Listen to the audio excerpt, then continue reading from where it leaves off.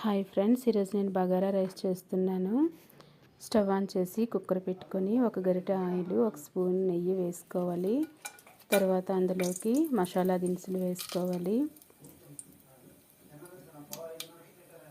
పచ్చి బఠానీ 1 కప్పు వేసుకోవాలి.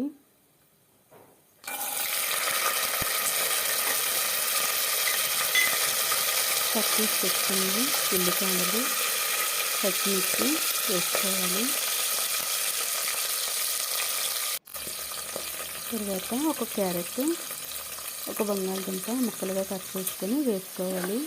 వీటన్నింటినీ బాగా కలుపుకొని అందులోకి 1 స్పూన్ గరం మసాలా, 1 స్పూన్ ధనియాల పౌడరు, 1½ స్పూన్ సాల్ట్ వేసుకోవాలి.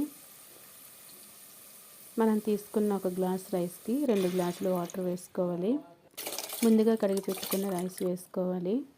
గుప్పెడంత కొత్తిమీర వేసుకొని కుక్కర్ మూత పెట్టుకొని 3 విజిల్స్ వచ్చే వరకు